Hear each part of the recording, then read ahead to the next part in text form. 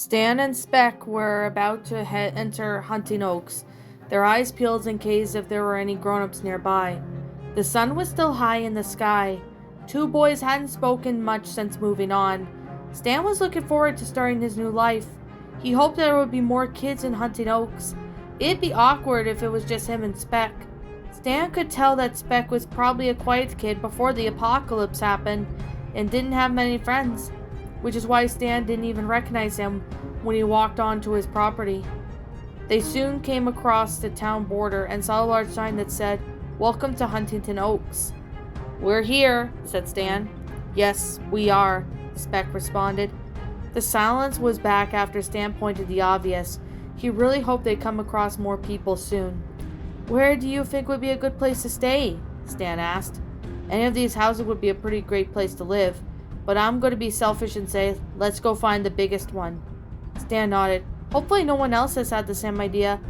I bet that crazy kid. Or adults." They didn't have time to look hard enough to find the biggest mansion in town.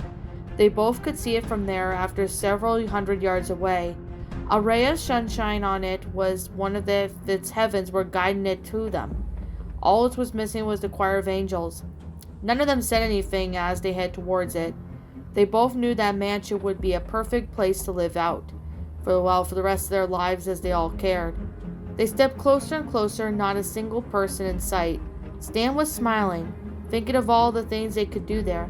He could sleep all he wanted, he could eat whatever he wanted, yell at whoever all he wanted, imagine himself doing all kinds of funny things by himself, singing, dancing, breaking things. His eyes were closed, and as he thought of this, the sounds were vivid, almost too vivid. He suddenly felt an arm that was struck out of him, kept him from going any further. "Looks like someone beat us to it," Speck said.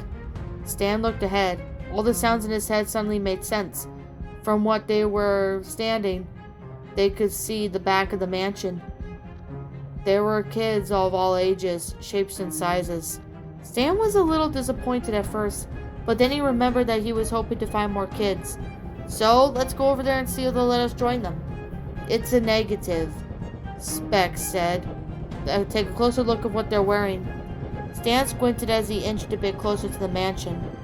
He could see some of the kids were wearing jerseys and t-shirts with a logo on them.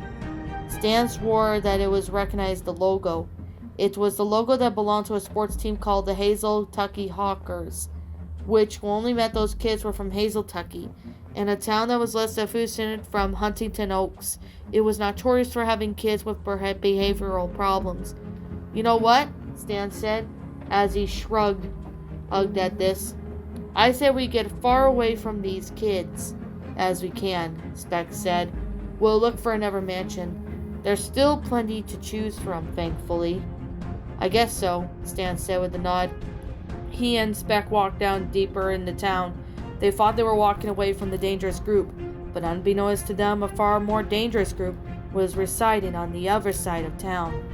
As they walked further down and further away from the elementary school, their footsteps were creating a rhythmic beat that was being drowned out by the steady chopping of the horses' footsteps.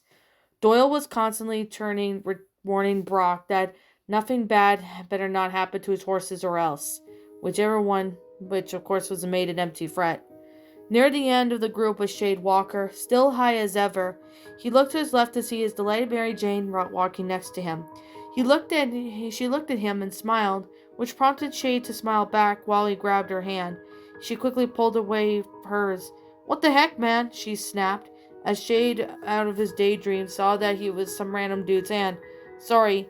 He looked embarrassed. The elementary school was now right out of sight now. So far, no sign of the adults. They were glad that was the case, except for Lynn, who really wanted to bash some faces in. She twirled her mace in one hand and nearly hit the old other kid walking beside her. "Watch it," he demanded. Lynn glared back at him. "No, you watch it," she prompted, getting the kid to hurry away from her. Luann was standing between her sisters. Her mustache drooped by her side. She felt safe within them, but she still felt uneasy. She kept telling herself to be brave. There was no turning back now.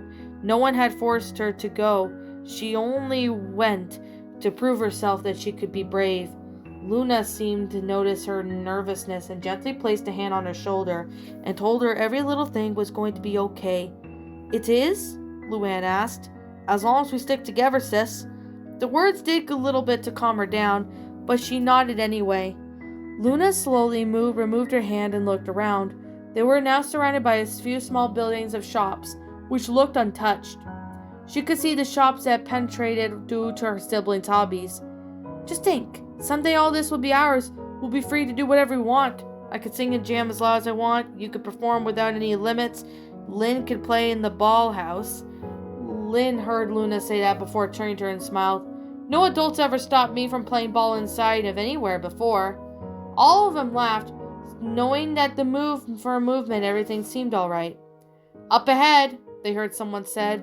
It was Franklin. He had a small group of greens up the road, obvious to the group of kids. "What do you think we should do?" Eric asked, looking at Brock. "I don't think we should let them pass. I think we should just take them down and be done with them, so we don't have to worry about them later." Lynn voiced her opinion.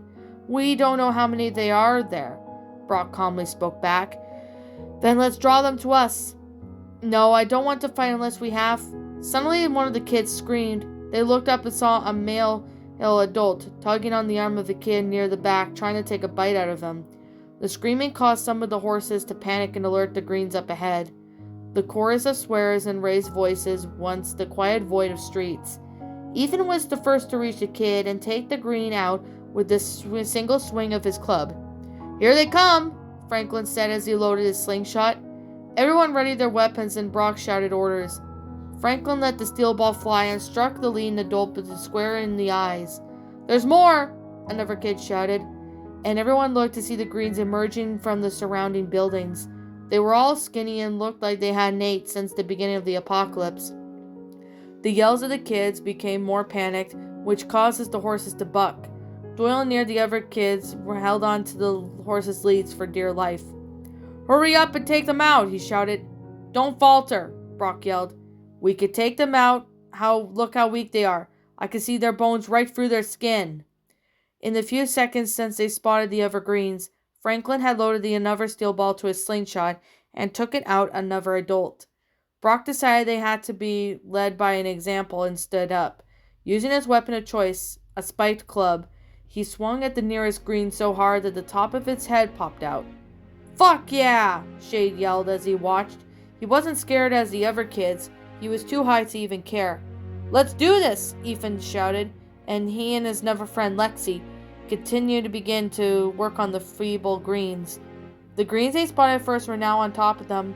There was no time for Franklin to take another shot. He stepped aside his watch as Lynn zoomed past him, red with the white blur.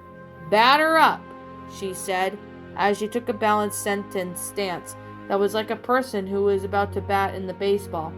She swung as hard as she could and sent the green spiraling away. She gripped her mace tighter and got ready to do the same to the other greens. Luann was standing next in the middle of the group, feeling useless. To her left was Luna holding an axe, getting ready for the two adults that were approaching her in the direction. Luann closed her eyes tight and gripped the scimitar. Behind her was Maggie, who felt bad for Luann, which was rare because she felt sympathetic for anyone. She was wondering what she could do. But before she could do anything, the greens finally reached Luna. Luna swung her axe at the first green who reached for her, letting it sending it to her side. She hardly got the chance to get ready for axe for another swing. A bigger male grabbed onto her and shoved her down. She screamed, which caused Luann's eyes to snap on. She saw Luna pinned to the ground and was instantly struck with a jolt of courage. She needed to protect her sister, outraged in fear. She sprang up to the green that was on top of Luna and brought her curved sword down onto the man, killing him. She realized she brought it down too hard and was now firmly onto the grown-up's head. She pulled as hard as she could while Luna tried to swift away from under the adult. "Look out, Luann!" Luna shouted as she looked to see another adult reaching for her. It was a tall, skinny female, whose lips were peeled back as if it were grinning. Luann screamed before she knew it. A knife was poked firmly into a woman's eye socket. Luann looked up to see it was Maggie who shoving the dead woman away. The other greens stumbled over the body. She quickly helped Luann remove the male adult from on top of Luna, and now they were all side by side. The adults were now back into advancing them. "Take them to it, sis," Luna said. Luann was now aware of everything that was going on. Luna and Maggie were standing right near her, Lynn constantly swatting at the greens, Doyle trying to control the horses. Behind her was Ethan and his friend Lexi that were taking it to the greens as well. A few kids were standing back to watch the other kids go to work, while her hand said she was taking the greens down, swings of her sword, and then she was done. The group of greens were defeated, and she looked around the mass of the grown dead adults and resorted back to the scarred, reserved self. It was quiet again. Everyone was breathing heavily. Doyle had managed to calm down the horses, and dust had settled. Lynn walked over to her siblings, and they all hugged each other.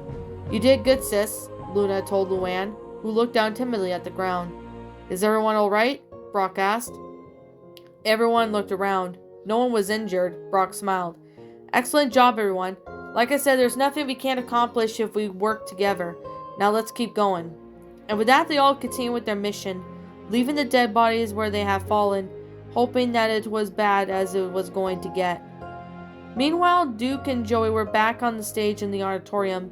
Duke was busy thinking about Brock, how they practically barged into the school and managed to take Duke break down like a little kid, or a kid over his parents.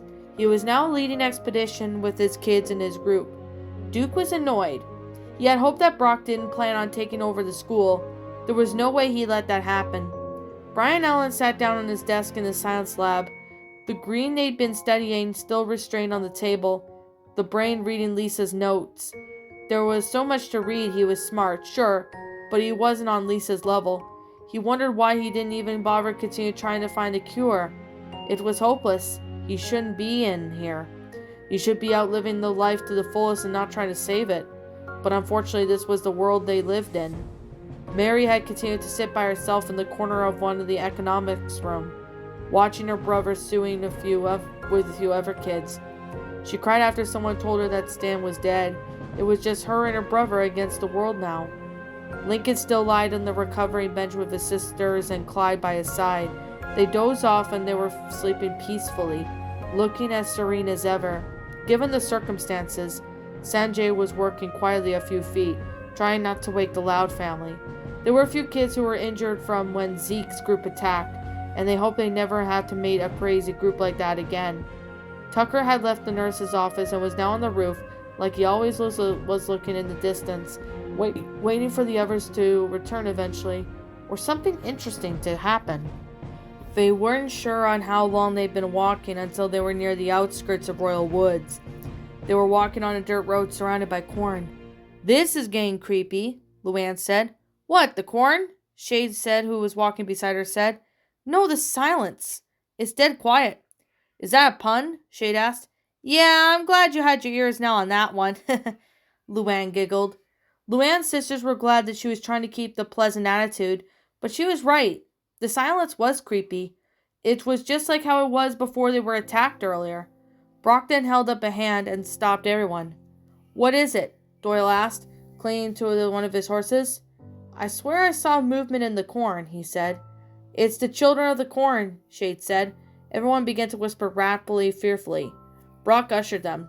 "No matter what happens, we need to stick together." Then they heard a sound of corn stalks rustling. Everyone tensed up. They could see a black mass moving towards them from the inside of the cornfield. The horses became uneasy and everyone readied their weapons. The shape got closer and closer and then showed itself. It was just a small female deer, a doe. Everyone raised up. "Oh dear," said Luann. Everyone began to laugh. The doe stared at them for a few seconds and then began to walk away. Suddenly, a tall, slender, naked male leapt from the shadows in the cornfield and pounced on the defenseless animal. Everyone jumped at once. It sounded as if the doe was screaming as the adult chomped down and tore a huge chunk of it. Brock quickly advanced on the green and was about to take a swipe when another adult bounded out of the cornfield. "Look out!" someone shouted. Brock snapped his head towards the new arrival it took with a hit to the head. The first adult was now killed the doe and was tearing it apart.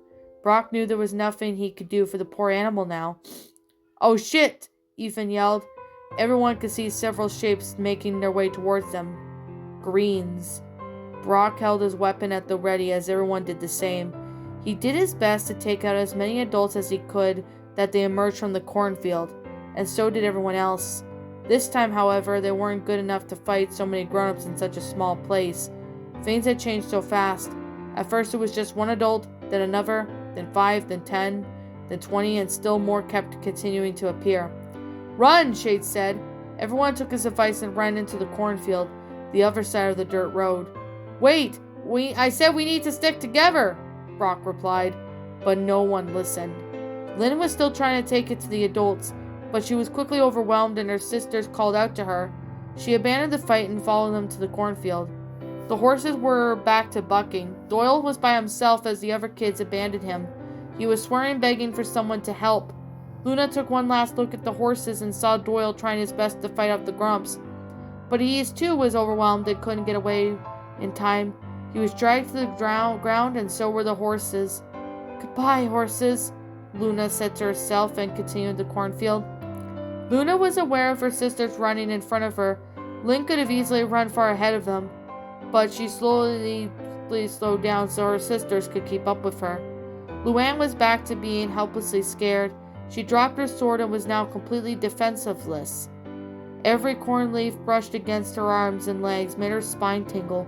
She was afraid that the next thing to touch her would not be a crop, but the hand of the adult that would drag her down and devour her. The screams of the other kids around her made her pick up the pace. She was too focused on what was ahead of her, and she lost track of her sisters. "Luna? Lynn?" she cried pathetically. Looking around, just as she ran into something that knocked her flat on her back, she saw stars momentarily, before she soon came back to her senses to see a large adult male standing over her. Luann screamed as the adult reached towards her. Just as someone took down the adult with a vicious swing of a club, Luann looked to see that it was Eric standing over her. He smiled and showed his rotting yellow teeth. "Hello again," he said, as he reached his hand towards her. Luann was relieved to see his ugly mug. She reached up to him, and there was a sudden flash of something shining in metal at the corn stalks beside Eric. Fell on a smile on his face, slowly disappear, and his head fell on top of Luann's lap. She screamed and flew the head off of her and looked to see someone shove his body out of the way. The now old adult male loomed over at a welding psyche. His skin was rotting green like the rest of the grown-ups, and his eyes were blood red. He was wearing a yellow plaided shirt with jeans and suspenders, as well as a straw hat. He reminded her so much of the killer from one of the movies called The Harvester. He looked down at her with the emotionless face, and then he raised his psyche, ready to cut her into pieces. Luann screamed and closed her eyes, bracing for the unbearable pain of getting herself skin slashed open. She suddenly heard a brief scuffle and felt herself being pulled to her feet. Luann slowly opened her eyes and saw Maggie standing in front of her with a terrified, determined look on her face. "Come on," she urged, but Luann's shoes felt like they were filled with cement. Maggie continued to try and move her along, when suddenly the farmer emerged and was about to take another swing. "Look out!" she cried. Maggie turned and saw the psyche swinging down towards her. Luann pulled Maggie away just in time. The blade took the strands off the dark girl's hair. Luann cursed herself for letting her fear almost getting Maggie killed. The two girls had continued to run as fast as they could. It felt like an eternity, but Lynn had finally made it out of the cornfield. She looked around and realized that she was the first one out. She waited for a few seconds for her sisters to appear. Screams were filling the air. Lynn was wondering if she could risk going back in the field to look for her sisters. She was suddenly coming back to day one. Just as she felt as frightened as she was standing in front of her younger siblings' elementary school. Unsure if the screams belonged to her siblings. She wanted to punch herself for what she was thinking. Of course she was going back for her sisters. She gripped her mace tightly and charged it back to the maze of the corn. Luna's eyes were suddenly darting left and right. She was hyper-aware of every touch, smell, and sensation filled her body. Several shapes were rustling around her. She wasn't sure if they were kids or adults. She wanted to yell out for her sisters' names, but was unsure if she was risking to give away her position. She then heard Luann screaming as well as Lynn shouting. She wasted no time making her way towards the sounds. The closer she got, the more and more she could make shape of them. Luann was with Maggie, but still no Lynn. Luna saw an adult taking constant swings at Luann and Maggie. "No!" Luna shouted as she grabbed her axe and rushed to the adult. The adult shifted his gaze at the two girls and back to Luna. He swung his psyche at Luna, held out her axe to block it. The force of the psyche hitting the axe made Luna stumble backwards. This adult was much stronger than he looked. "Luna!" Luann shouted. "Keep running!" Luna shouted back. Luann was hesitant, but Maggie managed to drag her away. Luna bobbed and weaved. The farmer had slashed and slashed, causing several corn stalks around him to fall. Soon Luna was sure that Luann was safe and continued her way towards the other end of the field. Lynn finally saw Luann, but no Luna. "Where's Luna?" she said. Luna and Maggie reached her. Luann turned her back to see a trembling finger the way they'd come. Lynn hurried in that direction. "Wait!" Luann cried. "Don't worry about me," Lynn yelled back. "I can look after my—" She then collided with Luna, knocking them both on their butts. "Luna," Lynn said. But Luna quickly got up and lifted Lynn to her feet. "Run, dudes!" Lynn was about to ask when she quickly realized that it would be a stupid question. Then she saw what Luna was running from, a farmer swinging his psyche like a maniac. Lynn decided that it would be too risky to try to fight against him, so he just ran with Luna. They were almost at the end of the other field when Luna felt something tug at her shoe. She screamed, which caused Lynn to step up and took a swing of what was grabbing onto her. She had brought her mace down on whatever it was and lifted, realized it was a kid. "Oh shit!" Lynn gasped as she tried her best to make it who it was and realized it was from the kids from the middle school. Jay was his name, but she hardly knew the kid, and she felt terrible for killing him. That's when she noticed that his guts were hanging out from an open wound on his stomach. He was as good as dead anyway, but Lynn was still shocked of what she had done. No time to fret over too much, because the farmer was still hot on their trail. Lynn tugged on Lynn's arm, and they continued to run as fast as they could. At the end of the cornfield in sight, their lungs were screaming. They hoped there would be other kids on the other side of the last row of corn. They weren't sure if they would have the energy to try and fight after they escaped the maze. They could only feel the sight only a few inches away from their backs, and only now a few yards to go. They were so close. Then they were greeted by a barrel of a shotgun. "What the?" they both yelled. "Get down!" a voice yelled. The sisters did as they were told, and a loud bang filled the air, which caused both of their ears to ring. They both closed their eyes and brought their hands up to cover their ears. Then they felt themselves being dragged away by the cornfield as more shots rang out. Luna, Lynn, the sister barely held their names being called over the gun going off. They both slowly opened their eyes to see Luann standing over them with a relieved yet terrified expression. The two sisters stood up, and the three siblings hugged each other. That's when Luna suddenly remembered the old man with the psyche chased them. She quickly twirled to look back at the cornfield to see the other kids from her group taking down any adult that exited out of the field. There was way more room to fight now. Now the other kids with guns were taking out the adults. There was a kid about their age holding a pump-action shotgun. The same shotgun her and Lynn were barreling down at a barrel a few seconds ago. None of the adults stood a chance against the blast within it. She watched as some of the Greens' heads exploded as they were pelted with buckshots, while the others were knocked to their feet and they were hit in the chest. Even the adult psyche was dead. His head had been blasted off by the shotgun. Soon the kid had to reload. He shouted, and then another kid, a girl who looked a bit tad younger, stood up with her own gun of her own. It was an odd-looking rifle with a fixed bayonet, the kind you would see in World War II film. She was devastatingly accurate as one for another. A grown-up exited out of the cornfield. Soon after the last adult was put down, the silence was back. "And I thought Lucy's corn mazes were scary," Luann quipped, as she and all of her siblings laughed and hugged each other again. Maggie, who was standing a few feet away, wished that she could be a part of the embrace. As soon as the Loud siblings were done hugging them, Luann turned and thanked her for saving her again. Maggie nodded, just playing it cool, but on the inside she was erotic. The Loud siblings all looked, taking in everything and everyone. They saw some of the kids from the party: Brock, Cooper, Tom, Franklin, Ethan and Lexi, Shade, and a few other kids from the middle school whose names they hadn't bothered to learn. All around them was a stereotypical farm, a farmhouse, and some concrete silos and sheds. Brock was approaching the boy with a shotgun. "Thanks for the help," he said, extending his hand out to shake. "What are you all doing here?" the kid asked with the shotgun as they looked at the hands. Brock apologized for bothering them and reintroduced himself and the others and explained why they were there. After having a brief conversation, the boy introduced himself. "My name is Grant Winston. That girl in the carbine's my sister Abby, and that boy over there is my younger brother Travis," Grant said, acknowledging the boy with brown hair, like Grant and Abby did. "Is it okay if we continue this conversation somewhere safe?" Brock asked. "I need to get a head count of how many group members we lost.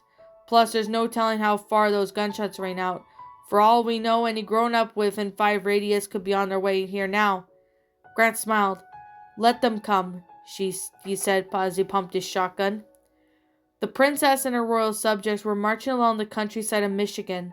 She was annoyed because it's been several hours since they'd seen a kid. Even then, the finest hint of activity. Not too close, not too far away. They heard some booming sounds. The sounds can only mean one thing: people. And they were people. There were prey. She sent the order out: "Follow that sound," and with that her subjects switched the direction and headed towards the sound of the action, ready to consume everything and anything. Brock and Grant sat at the table in the middle of the kitchen alone with the farmhouse. It was tidy but cramped. Several kids stood around them, while some stood and watched outside. Some, however, were too upset to call in on anything. Shade was already lighting another joint, and lied whenever kids asked them for a hit by saying this was the last one. He hated to lie. He hated to share even more. Meanwhile, Franklin had climbed up to one of the silos and was standing on watch admiring, but keeping a vigil eye on the countryside of Royal Woods to Michigan. "So, what can I do for you?" Grant asked Brock. "There has to be a reason why you all braved the elements to come here." Brock told him about how they had 2 groups, the elementary school and the middle school in Royal Woods, and how they joined forces and were hoping to acquire some animals and stuff on the farm to help start a new life. "Interesting," Grant said with a nod. "I'd love to help, but how will I know my animals will be safe in town? For all I know, they could be crawling around with adults and such." "We took care of a lot of the adults and grown-ups already. There aren't so much as left as we saw, and the ones we did see on our way here were no trouble at all. However, out there was different. The adults are still strong and dangerous, like the ones with the psyche." "That one was my grandpa," Grant said. "I've been trying to get him for weeks, put him out of his misery, just like how I did to my own father. Thanks to you, I was able to accomplish that." He stopped and pondered about something before speaking again. "Well, you all seem like nice people, so I guess I could spare a few things, depending on what they are." Brock smiled. "We really appreciate it." "What you need?" Brock told him. "Some chickens maybe, some pigs, and a cow would be nice too."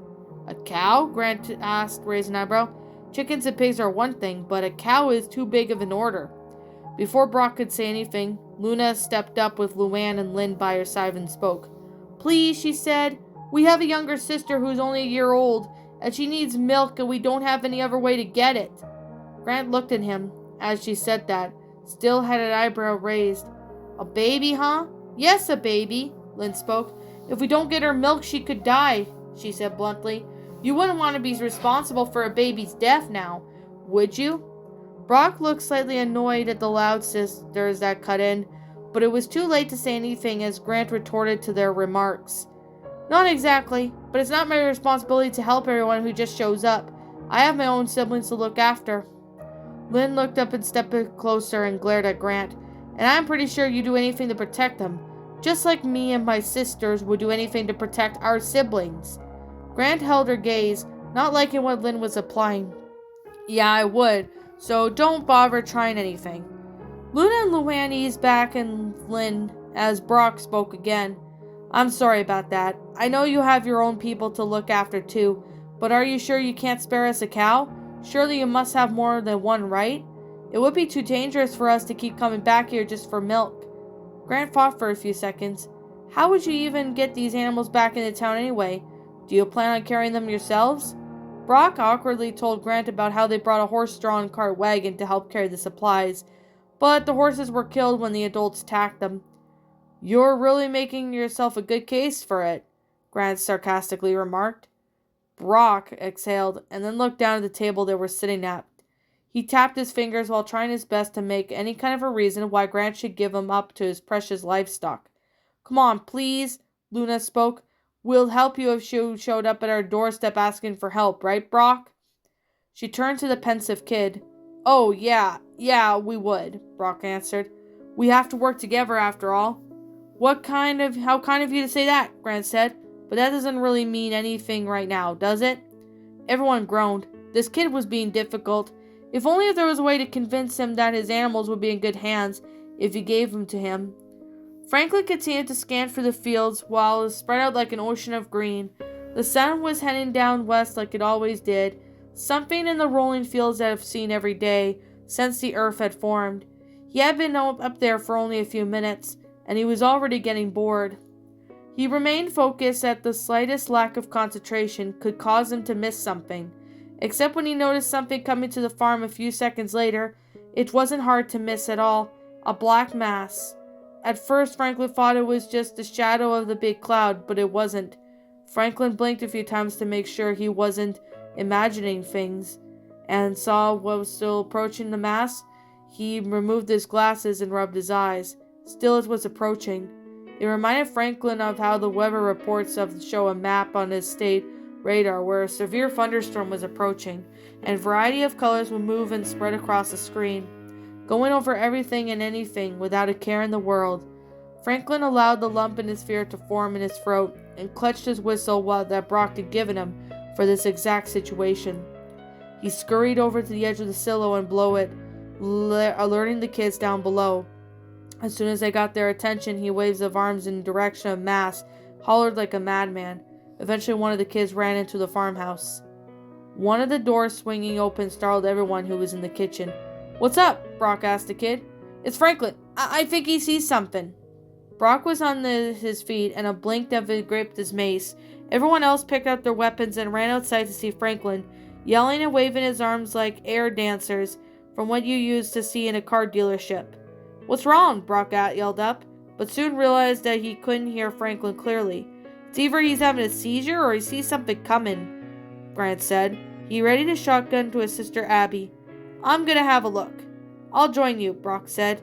He wanted to see what was causing someone quiet and reserved as Franklin to become animated. They reached the top of the silo in no time. Look, do you see it? Franklin was still pointing and shouting. Brock brought a pair of binoculars he had brought for him and peered over for him. He finally got a look at what Franklin had been spazzing out over.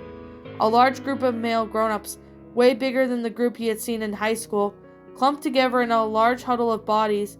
One that would stood out that appeared to be a female, wearing all pink, and carried some kind of litter. What the? All he could think to say was when Grant pried the binoculars away from him. Let me see. Grant put the goggles back to his face. Brock watched as his shoulders dropped. No. We have to get the hell out of here, Brock said. Agreed, Franklin said, his voice hoarse from all the shouting he had made in the last few minutes. The two began to make their way back to the letter when Grant spoke. You and your group can leave, but I'm not going anywhere. What? Brock said. Grant removed the binoculars and turned his face to Brock. This is my farm and my home. It's all me and my family have to live to remind us of this world before it went to hell. So I'm not leaving. Did you not get a good look at those things? Brock wanted to speak calmly. They'll tear you in this place to pieces. Grant nodded. Maybe, but not after I take a few of them with me. Brock had swore and then headed down towards the ground. What's going on? Luna asked him, as soon as he was back on everyone's level. What did you see? Greens, Brock said. More than I ever seen. Has to be at least over 1,000 of them. Luna felt her heart drop as everyone around her gasped. "We need to get out of here," Luann cried. Luna looked back to her sister and saw the terrified expression on her face that she'd seen several times now. All of her confidence from earlier in this morning was gone. Next to her stood Lynn, angrily clutching her mace, unsure of what to make of all this. "I know," Brock said. "We'll do just that." "Then what are we waiting for?" she said. Brock turned back to Grant, who was now climbing down as well. "Grant, are you sure you don't want to come with us?" "Yeah, I'm sure," he said calmly, like they were discussing him to stay instead of going to a party. "I have to defend this place." "And just how in the heck are you planning to do that?" Brock asked. Grant smiled and his sister handed him back his shotgun. "Follow me and you'll see." "What are we doing?" Luann continued to ask. "Why are we still hanging around here when these making hockey sticks and get the puck out of here?" Brock didn't answer. He wanted to see what Grant wanted to show them. Whatever it was must have been good. It gave Grant the initiative to stay and defend his place. He held onto a locked concrete cellar, took out a bundle of keys and unlocked it. Abby then handed him the lantern. He nodded for everyone to follow. As soon as they were inside everyone's faces, he turned from the looks of fear and hopelessness to the looks of pure amazement. They quickly realized that it wasn't some ordinary cellar. It was a gun cellar. All around the rows were rifles of boxes of ammunition. Brock's heart began to beat faster. He turned to Grant, who was looking back at him, still smiling. "Pretty cool, huh?" he said. "Well, why are you showing us this?" Brock stammered, trying to contain his excitement. "Because I hate to see these things go to waste," he said. "If you help me defend the farm, you can have much as these guns you want." Brock nodded. There was no way he was going to stay at this farm any longer than he had to. But he wanted to know. He wanted these guns. He knew what he had to do. "Or we could just shoot and take the guns ourselves," Lynn coldly said. Her sisters looked at her and gasped. Lynn had a hard look on her face, but deep down she knew she wouldn't carry that out. Brock looked at her and gave her a harsh look. He didn't want to ruin this. Grant shrugged his shoulders, unfazed by Lynn's words. "I guess you could do that. But come on, we really have to reach the point where kids kill other kids?" The Loud sisters and a few others winced at those words. "You have no idea," Luna said. "Sure, we'll help you," Brock finally said. There were several shouts from kids who objected to what Brock said. Shade, however, was still thrilled to get his hands on a gun. He walked over to a row of guns, picked up the M14 rifle, and then held his rifle by the stock and the familiar military pose of the gun rested on his shoulder. He grabbed his groin and began to chant. "This is my rifle, this is my gun, this is my fighting, this is for fun." Grant was the only one who laughed. "Love the enthusiasm, buddy." "I'm sorry, Brock," Luna said, "but there's no way me and my sisters are staying here. We only came here to hopefully get some animals to use as livestock back for school, not to fight a horde." "Don't worry," was all Brock said before turning away to pick up a gun. He decided on the AR-15. "Good choice," Grant told him. "Was there any other option?" Brock quiped, as then he asked Grant why his family owned these guns. "My dad was a person who was always a little paranoid," Grant began. "He's always had worry that the government wasn't to be trusted, or something like that. I wasn't really listening. Anyway, he was afraid that the government would try to take our guns someday, so he stocked up as much as he could." "Well, thank goodness for that," Brock said. Then he went over to Ethan and Lexi, who whispered something to them. They both nodded. "All right," Grant began, as he got his shotgun closer. "I know a lot of you don't want to do this, but if you want me to give you any of my livestock, you will have to earn it. And what better way to earn it than to risk your—" Grant didn't go as far as finish as Brock bonked him at the back of his head with the back of the AR-15, knocking him out cold. His siblings hardly had a chance to react as Ethan knocked out Grant's younger brother Travis. Lexi knocked out his younger sister Abby. Everyone gasped. "Yo, what did you do that for?" Shade asked. "This dude was out of his mind. If I actually thought if any of us are going to stay behind and take over this piece of land," Brock said. "Instead, let's take the guns and might as well use the animals and get the heck out of here." Everyone spoke the words of arrangement. "I saw some horses and wagons near the barn," Tom spoke up. We can use them to carry the guns and some chickens and pigs, but the cows might be too big. We would have to lead them away with a harness or something." "Good idea," Brock said, and then spoke to everyone else. "All right, everyone, you heard the plan. Let's get to work." "What about them?" Cooper asked, pointing at the unconscious farmers. "I guess we can't leave them there," Brock said as he turned back to Ethan and Lexi. "Help me tie them up. They're going to be pissed when they wake up, and hopefully in time they'll understand." Brock ordered Franklin to climb back up and keep an eye on the approaching grown-ups while he and everyone else went to work on loading up their wagons with their limits. Brock smiled as soon as they were finished. All these guns would give them a huge advantage over the Greens. If they played their cards right, the livestock would last them for years. But now wasn't the time to get giddy. The large group was still approaching. He ordered everyone who knew how to use the gun to pick up one up while he and a few others hooked up the horses to the wagons and began to steer clear away of the farm.